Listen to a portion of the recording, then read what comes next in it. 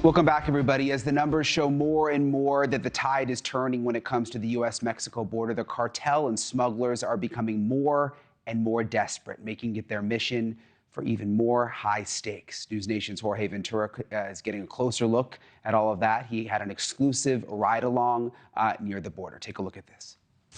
Patrolling the border is a 24-hour, 7-day-a-week job. What do you think, bro? What do you think?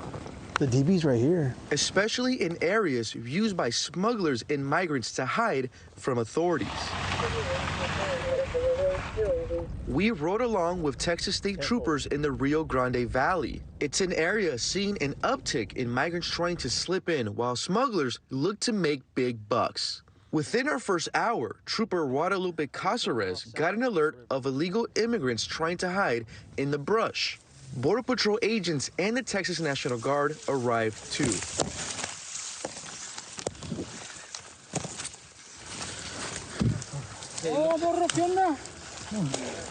¿Es verdad o no? ¿Cuánto pagaron para cruzar? ¿Nada? ¿O se quedaron de acuerdo con los carteles? The men were handcuffed.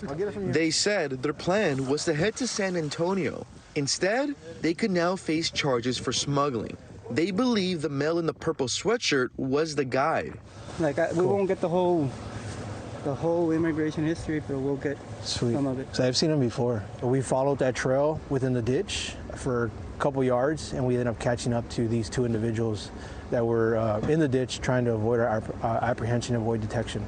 While we were there, we saw the Border Patrol checking both migrants closely, looking for tattoos or other signs that could link them to a gang or criminal group. Smugglers in Mexico are now moving in smaller groups, looking for areas not patrolled. So it's really a team effort.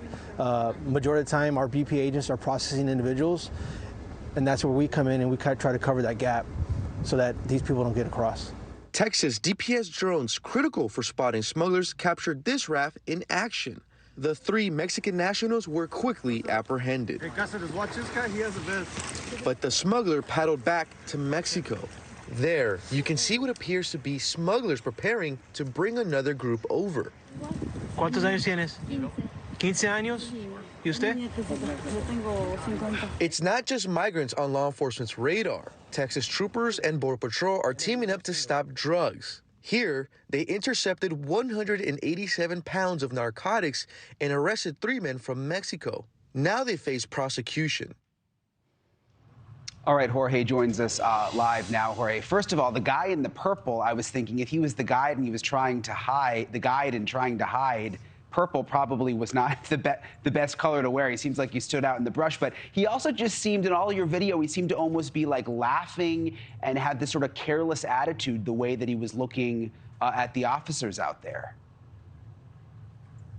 Yeah, that's right, Brian. We were shocked by that. He almost just accepted the reality that he was now arrested and is going to face those smuggling charges. And what was really fascinating being there on the ground is you really see the teamwork between Border Patrol agents, Texas National Guard, and Texas DPS troopers. And what they tell me is under the previous administration, those enforcement agents and Texas troopers were really stretched thin when they were processing and apprehending, hundreds, some days thousands of migrants. Now they could really focus on adapting to those smugglers, new tactics on the Mexican side, and focus on these individuals, what they would call the gotaways. These are those individuals that want to evade authorities and would likely go undetected in some cases. So Border Patrol agents and Texas DPS tell me now with this new team effort, they can now focus on those smuggling operations. I remember speaking with a Texas state trooper last year who said that, under the Biden administration, Border Patrol agents and the troopers were on what he was calling dual missions, where Border Patrol was more focused on the catch and release, and it was the Texas authorities that were focused on enforcement. So we really got to see those three agencies working together and really trying to step one step ahead